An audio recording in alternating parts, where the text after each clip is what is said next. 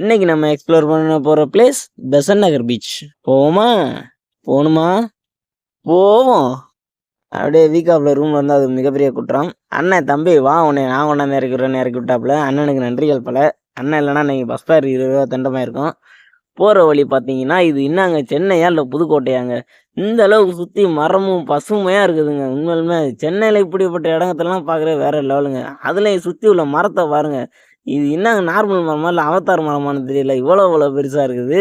அண்ணன்ட்ட கேட்டால் சிஎம் சாரே காலைல இதில் தான் வாக்கிங் போவார்னு சொன்னாங்க. அப்படியே ஒரு வழி அண்ணன் இறக்கி விட்டாங்க. அண்ணனுக்கு நன்றிகள் சொல்லிட்டு அங்கேருந்து அப்படியே சுற்றி பார்க்க ஆரம்பிச்சாச்சுங்க. என்ட்ரன்ஸ்லேயே பார்த்தீங்கன்னா மீனவர்களை பெருமைப்படுத்துகிற விதமாக அவங்களோட ஸ்டாச்சுவெல்லாம் வச்சுருந்தாங்க. வேறு ரகமாக இருந்துச்சு. டெக்கரேட்லாம் பயங்கரமாக இருந்துச்சு. ஆப்போசிட்டில் பார்த்தா ஒரே சவுண்டு. என்னடான்னு பார்த்தா பப்பு பார்ட்டின்னு என்ஜாய் பண்ணியிருந்தாங்க. நம்மளும் நம்ம ஆளை கூட்டு வந்துருக்கலாம். நம்மளுக்கு ஆளே இல்லை, அது ஒரு விஷயம். சரி அப்படியே வந்த வேலையை பார்ப்போன்னு பீச்சை சைடு நடக்க ஆரம்பிச்சிட்டோம். பீச்சை பார்த்தோன்னே எனக்கு குஷி ஒன்றும் சொல்ல முடியலைங்க. குஷியில் கால் ரெண்டும் நிற்க மாட்டேங்குது. ஓடுறாராமா ஓடுங்கிற மாதிரி ஓட ஆரம்பிச்சிட்டேன். நம்மளாம் புதுக்கோட்டையில் கடைசி வரைக்கும் கேணி குளம்னே குளிச்சுக்கிட்டு வாழ்க்கையை ஓட்டிடுவோம்னு நினச்சேன். அப்படி நினச்சிருந்தேன். கண்ணில் இவ்வளோ பெரிய கடல் தென்பட்டா சும்மா இருப்பானா?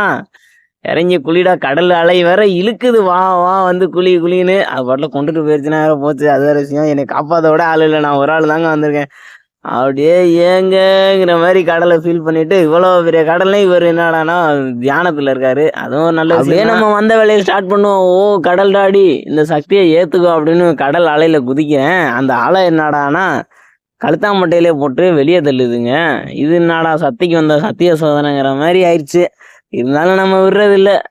அப்படியே அலை வர இல்லைன்னா நானும் அந்த இன்ஸ்டாகிராமில் வர்ற மாதிரிலாம் குதிக்கிறேன். ஆனால் நமக்கு அப்படி ஒன்றும் மாட்ட மாட்டேங்குது சாட்டு. அப்படியே அங்கேருந்து உள்ட்ராக்கிலேருந்து வரவே மனசு இல்லைங்க. நான் பண்ணுறது நாங்கள்லாம் பீச்சை பார்க்குறது அபூர்வம் மாதிரி. இத்தனைக்கும் எங்கள் ஊர் புதுக்கோட்டையிலே பீச்செல்லாம் இருக்குது. அது அங்கே உள்ள மக்களுக்கே தெரிய மாட்டேங்குது. எப்படியாவது அதுவும் டெவலப் ஆச்சுன்னா இந்த மாதிரி சென்னைக்கெலாம் தான் வந்து குளிக்கணும்னு இல்லை. நாங்கள் பாட்டில் புதுக்கோட்டையிலே குளிச்சுட்டு தெரியும். ஏறி கிட்டத்தட்ட 1 மணி நேரம் குளிச்சாச்சு. குளித்தது போதுன்னு கரைக்கு வந்துட்டேன். அப்படியே பார்த்தா பேகு கரையில் தாங்க வச்சுருந்தேன். பேகு ஃபுல்லாக நனைஞ்சிருச்சுங்க. அதெல்லாம் காய வச்சுட்டு இங்கிட்டு கடல் கேஜிஎஃப் யாசு மாதிரி நம்ம கால் பாதத்தை வந்து கடலால் தொட்டுட்டு போகுது. ஒருவேளை அந்த படம் மாதிரி நானும் ஒரு காலத்தில் பெரிய ஆளாக வந்துடுவானோ? அப்படி ஒன்றும் நடக்காது நம்ம வாழ்க்கையில். இந்த பக்கம் பார்த்தா ஒரு கட்டையை பூரா 4-5 பயலோ இழுத்துக்கிட்டு திரியிறாங்க. இந்த கட்டையை எங்கேயோ பார்த்த மாதிரி இருக்குன்னா எனக்கு ஒரு சின்ன ஞாபகம். இது இன்னாடான்னு பார்த்தா சார்பேட்டா பரம்பரையில் ஆரியான ட்ரைனிங் எடுப்பார் பார்த்தீங்களா கடற்கரையில், அந்த கட்டையாக இருக்குமோன்னு ஒரு சந்தேகம் தான், வேற ஒன்றும் இல்லை. அப்படியே துணிமணியெல்லாம் காய வச்சுட்டேன். பேகு ஃபுல்லாக தண்ணி ஏறிடுச்சுங்க. இத்தனைக்கும் கரையில் தான் வச்சுருந்தேன். அப்படி இருந்து தண்ணி ஏறிடுச்சு. அங்கேருந்து அப்படியே கடற்கரையை சுற்ற ஆரம்பிச்சிட்டேன். எவ்வளோ நேரம் தான் குளிக்கிறது அப்படின்னு சுற்ற ஆரம்பிச்சிட்டோம். போகிற வழியில் நம்ம கண்ணில் ஒரு குதிரை நம்மளை மாதிரியே வறுமையில் வாடிட்டு கிடக்குது. இந்த பக்கம் பார்த்தா இந்த பக்கமும் அதே மாதிரி குதிரை, அழகான குதிரை, ஆனால் இப்படி கிடக்குது. தயவு செஞ்சு இதுக்கு ஏதாவது தீனி வைங்க. அங்கேருந்து இங்கிட்டு வர்ற வழியில் பார்த்தா ஒரு கோயில். நம்ம கோயிலை கண்டா விடுவோமா? உள்ளக்க போய் சாமியெல்லாம் கும்பிட்டுட்டு எப்போதும் போல் அந்த கோயிலில் ஒரு 10 நிமிஷம்னாவது உட்காந்து அமைதியை தேடிட்டு, அதுவும் எதிர்த்தாப்புல கடற்கரை. நம்ம மனசு சும்மா இருக்குமா? அப்படியே தியானத்துக்கு போயிட்டேன் நான் பாட்டு. அப்படியே எங்கிட்ட இருந்தானா ஒரு படகு. நம்ம மனசில் அப்படியே படகை பார்த்தோன்னே கேப்டன் ஜாக் ஸ்பேரோ மாதிரி நினப்பு வந்துருச்சு. நம்மளும் அப்படியே அங்கேருந்து ஏறி இன்னும் போஸ்ட்லாம் கொடுத்துட்டு அப்படியே வீட்டுக்கு போகும்போது கொஞ்சம் கடல் தண்ணி கொண்டுட்டு போவோம். வீட்டில் உள்ள டேஸ்ட் பண்ணிட்டு ஒரு பாட்டிலில் பிடிச்சி எடுத்துக்கிட்டேன். கொண்டே அப்பாட்டெல்லாம் கொடுப்பேன், என்ன பண்ணுறாருன்னு அப்படின்ட்டு. இந்த பக்கம் பார்த்தா கடலில் கிடக்கிற இந்த சின்ன சின்ன பாட்டில்லாம் பொறுக்கிறதுக்கெல்லாம் ஒரு மிஷின் இருக்குங்க. தயவு செஞ்சு கடலுக்கு போகிறவங்க அதெல்லாம் ஒரு குப்பை தொட்டியில் போடுங்க. இந்த மரம் இந்த கடற்கரைக்கு எப்படி இருந்துச்சுங்கிறது ஒரு மர்மமாகவே இருக்குங்க. பக்கத்தில் எதுவுமே தென்னை மரம் இல்லை. சரி அதை பார்த்துட்டு அப்படியே எங்கிட்ட வந்தோம்னா கடை ஃபுல்லாக பூட்டி கிடக்குது. திறந்திருந்தாலும் சாப்பிட்றதுக்கு நம்மள்ட்ட காசும் இல்லை, அது ஒரு விஷயம். சரி அதையும் சுற்றி பார்த்துட்டு தூரத்தில் ஒரு சர்ச்சு. என்னடான்னு பக்கத்தில் போய் பார்த்தா அப்பயும் தெரியல. சரி உள்ட்ரகனாவது போய் பார்ப்போம்னா உள்ட்ரக வழி எங்கிட்ட இருக்குன்னு தெரில. ஆனால் இது என்ன பாயிண்ட்டுன்ட்டே எனக்கு பிடிபடலைங்க. உள்ட்ரக போனான்னு பார்த்தா பூட்டி கிடக்குது. சரி இது வேலைக்கு ஆகாதுன்னு அப்படியே கிளம்பிட்டோம். சரி செல்ஃபி ஸ்டிக் கொண்டுட்டு வந்து ரொம்ப நேரம் சும்மாவே கிடக்குது, அதில் ஏதாவது யூஸ் பண்ணி வீடியோ ஷூட்டிங் பண்ணி பார்ப்போன்னு பார்த்தேன். அப்படியும் ஒன்றும் கிளியராக தெரில. இந்த பக்கம் வந்தோம்னா சென்னை பயலுவ கடலுக்குள்ள என்னடானா பட்டம் விட்டுக்கிட்டு தெரியுறாங்க. நான்லாம் மாடியில் விட்டாலே அது விளங்காது. நீங்களாம் அப்புறம் கடலுக்குள்ள இப்படி அசால்ட்டாக பட்டம் விட்டுக்கிட்டு இருக்கீங்கன்னு பார்த்தா ஏதோ கப்பலை போட்டு இழுக்கிற மாதிரி கிருட்டுன்னு இழுக்கிறாங்க. என் கண்ணுக்கும் தெரில, கேமராவுக்கும் தெரில. ஆனால் அவங்களுக்கு தெரிஞ்சு, ஆனால் அவங்க கண்ணில் மட்டும் தெரிஞ்சு மாஞ்சா விட்டு இழுத்துக்கிட்டு இருந்தாங்க. பயல்களுக்கு இந்த வயசுலேயே நல்ல டேலண்ட்டு. இங்கிட்ட என்ன ஆச்சரியம்னா கடற்கரையில் இவ்வளோ பசுமையாக இருக்குதுங்க ஏரியா. பார்க்கவே ஒரு அழகாக இருந்துச்சு. ஆனால் அழகு இருக்கிற இடத்துல தான் ஆபத்தும் இருக்கும். எதுவும் பாம்பு இருந்து வந்துச்சுன்னா முடிஞ்சு சோழி. சரி நான் அப்படியே செல்ஃபி ஸ்டிக் எடுத்தால் அது கலர் அப்படியே மாறிடுச்சுங்க. அது எப்போதும் நடக்கிறது தானே. தூரத்தில் ஒரு பானிபூரி கடை. சரி நம்ம வந்ததுலேருந்து எதுவும் சாப்பிட்லையே, பீச்சுக்கு வந்துட்டு எதுவும் சாப்பிடாம போகலாம், நல்லாமா இருக்கும்.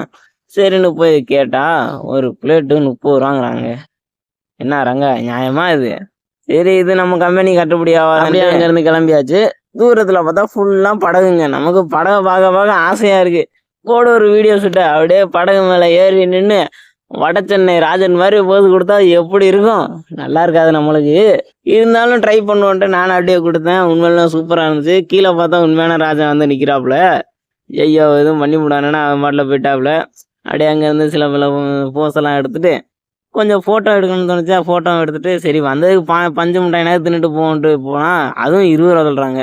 சென்னை மக்கள் பாருங்க நாய்க்கெல்லாம் தண்ணி வச்சுருவாங்க. சூப்பர் மனசுங்க. அங்கேருந்து அப்படியே வெளியே வந்தால் பார்க்கு செட்டப்பில் சூப்பராக செட் பண்ணி வச்சுருந்தாங்க. நமக்கு அப்படியே இதில் பார்த்தோன்னே ஏறி ஒரு வாட்டி நான் லாண்டர் ஏறிட்டேன். மேலேருந்து வியூ பார்க்க செம்மையாக இருந்துச்சுங்க கடல்.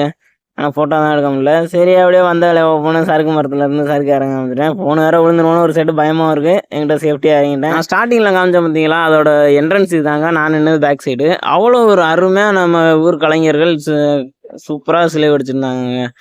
அந்த ஆமையெல்லாம் பார்க்க உண்மையிலுமே ரியலிஸ்டிக்காக இருந்துச்சுங்க. அப்படியே தத்ரூபமாக அந்த ஆமை குஞ்சு அதுலேயும் பாருங்கள் அந்த ஆமை முட்டை முடுற கொண்டு அவ்வளோ ஒரு தத்ரூபமாக பண்ணியிருந்தாங்க. வேறு லெவலுங்க. சரி அப்படியே அழகை ரசிச்சுட்டு அங்கேருந்து நடக்க ஆரம்பிச்சிட்டோம். நடக்கிறதுக்கு ஒரு பாதையெல்லாம் போட்டிருந்தாங்க. பக்கத்துலேயே குழி தோண்டியிருந்தாங்க. அது எதுக்குன்னு தான் தெரில. இது நமக்கு தேவையில்லாத விஷயம். நான் அங்கேருந்து கிளம்பிட்டேன். மொட்டை வீட்டில் ஜாக்கிங் எடுத்துன்னு பார்த்தா அது சிலைங்க. அந்த சிலையோட இங்கிட்டு திரும்பி பார்த்தோம்னா கழுகை வந்து சிலை வடிச்சிருந்தாங்க. அவ்வளோ ஒரு அருமையாக இருந்துச்சு. அந்த வேஸ்டேஜ் இரும்பெல்லாம் வந்து வெல்டிங் பண்ணி சூப்பராக செஞ்சுருந்தாங்க. அதையும் பார்த்துட்டு அங்கேருந்து நடக்க ஆரம்பிச்சுட்டா நம்ம வாழ்க்கை நடந்துக்கிட்டே இருக்க வேண்டியதாக இருக்குது. இங்கிட்டு பார்த்தா புறாவுக்கெல்லாம் இற போடுற மாதிரி ஒரு பிளேஸ் இருந்துச்சு. அவ்வளோ புறா நின்றுச்சு. ஆனால் நம்மள்ட்ட இற போடுறதுக்கு இற தான் இல்லை. அங்கேருந்து இங்கிட்டு வந்தோம்னா ஃபுல்லாக ஐஸு கடை. நமக்கு வெயிலில் ஐஸ் திங்கலான்னு பார்த்தா ஃபுல்லாக பூட்டிருக்கு. 1-2 கடை திறந்துருக்கு. அதுவும் பார்த்தா 30 ரூபான்றாங்க. என்னடா இப்போலாம் 10 ரூபாய்க்குலாம் எதுவுமே கிடைக்காது போலங்கிற மாதிரி ஆயிடுச்சு. இங்கிட்டு பார்த்தா ஒரு அருமையான கப்பல் செட்டப்பில் ஒரு ஹோட்டலு. உள்ட்ரக்க விட மாட்டாங்கன்னு தெரியும். இருந்தாலும் சரி ட்ரை பண்ணணுன்னு போகணும். அதே மாதிரி உள்ட்ரக்கோட்டில் அசிங்கப்படுத்தி வெளியே அனுப்பிச்சி விட்டாங்க. சரி ஒரு நாள் கண்டிப்பாக போவோம். போகிற வழியிலே அப்போ தான் மீன் கடையெல்லாம் வச்சுருந்துச்சு. அந்த மீன் வாசனையே வேறு லெவலுங்க. சாப்பிட்டா நல்லா தான் இருக்கும். இங்கிட்டு பார்த்தா ஒரு அருமையான சர்ச்சுங்க. நம்மளுக்கு தான் எம்மதமும் சம்மதமாச்சு அப்படியே சர்ச்சுக்குள்ள போகலான்னு வந்துட்டோம். இந்த பக்கம் பார்த்தா இந்த உடல் முடியாதவங்கலாம் காசு கேட்டுன்னு இருந்தாங்க. இந்த நிலை தமிழ்நாட்டில் கண்டிப்பாக மாறணுங்க. ரொம்ப வருத்தமாக இருக்குது. சர்ச்சு பார்த்தா உள்ட்ரக்க போட்டு இருந்துச்சு. எல்லாம் வெளியில் நின்று தான் சாமி கும்பிட்டு போனாங்க. நம்மளும் அப்படியே வெளியில் நின்று அதோட அழகெல்லாம் ஃபோட்டோ ஷூட்டு வீடியோலாம் எடுத்துக்கிட்டு இருந்தோம். நிறைய பேர் வந்திருந்தாங்க. நீங்களும் சென்னையில் இருந்தால் அந்த இடத்துக்கு கண்டிப்பாக வந்துட்டு போங்க. உண்மையுமே ஒரு அழகான சர்ச்சுங்க. நல்லா மிகப்பெரிய சர்ச்சாக இருந்துச்சு. ஏன்னா உள்ட்ரக்க விட்டுருந்தாங்கன்னா உள்ட்ரெல்லாம் போய் சுற்றி பார்த்துருந்துருக்கலாம். பட் உள்ட்ர தான் விடல. அப்படியே ஆப்போசிட்டில் பார்த்தா இன்னொரு சர்ச்சு சின்னது. அது உள்ட்ரக்க விட்டுருந்தாங்க. அது உள்ட்ர போய்ட்டு வீடியோ ஷூட்லாம் எடுத்துருந்தோம். இதெல்லாம் பாருங்கள் பெயிண்டிங்லாம் அவ்வளோ ஒரு தத்ரூபமாக இருந்துச்சு. உண்மையிலுமே வேறு லெவலில் இருந்துச்சு. இந்த பக்கம் பார்த்தா ரிப்புன்னு போட்டு ஏதோ கல் மாதிரி போட்டிருந்தாங்க. இது யாரையோ புதைச்ச இடம்னு நினைக்கிறேன். எனக்கு சரியாக தெரியல. உங்களுக்கு தெரிஞ்சால் கமெண்ட்டில் சொல்லுங்கள். இங்கிட்டு பார்த்தா ஒரு அழகான ஃபோட்டோ ஃப்ரேம் இருந்துச்சுங்க. அந்த பெயிண்டிங்லாம் உண்மையுமே வேறு லெவலில் இருந்துச்சுங்க. நமக்கு அப்படியே உள்ட்ரக்க போயிட்டு சாமியெல்லாம் கும்பிட்டு நம்மளும் வெளியே வந்தாச்சுங்க. வெளியே வந்துட்டு சரி ரூமுக்கு கிளம்புவோன்ட்டு பஸ் ஏறிட்டேன். பஸ் ஏறி டிக்கெட்லாம் எடுத்தாச்சு. இந்த பஸ்ஸில் வந்து பாட்டு கேட்டுட்டு வர்றதே சூப்பர் ஃபீலுங்க. அதுலேயும் நம்ம ஹாரிஸ் மாமாவோட பாட்டெல்லாம் கேட்டோம்னா அப்படியே ஒரு தனி உலகத்துக்கே போயிடுவாங்க. அப்போ தான் ஒரு நல்ல எண்டிங் பாயிண்ட்டாக இருக்குது. சரி டே ஃபுல்லாக வெயிலே சுற்றினா ஒரு மாதிரி தலை வலியாக இருந்துச்சு. டீ கடையை பார்த்தோன்னா நம்ம மனசு உள்ட்ரக்க போயிடுச்சு. கடை பார்த்தா ஸ்டார் கேட்டகரி கடை மாதிரி இருந்துச்சு. டேஸ்ட் வைஸ் வேறு லெவலில் இருந்துச்சுங்க. ரேட்டு தாங்க உண்மையிலுமே ஆச்சரியமாக இருந்துச்சு. 10 ரூபா தாங்க. சென்னையில் இப்போ 10 ரூபாய்க்கு டீ கிடைக்குதுன்னா இங்கே தான் இருக்கும்னு நினைக்கிறேங்க. சூப்பராக இருந்துச்சு. கடை பேரை சொன்னால் ப்ரொமோஷன்றீங்க. நான் இது ப்ரொமோட்லாம் இல்லை. எனக்கு தெரிஞ்சதே சொன்னேன் அவ்வளோதாங்க. அங்கே இருந்து முடிச்சுட்டு அப்படியே ரூமுக்கு வந்து ஃபேனை போட்டு படுத்தாச்சுங்க.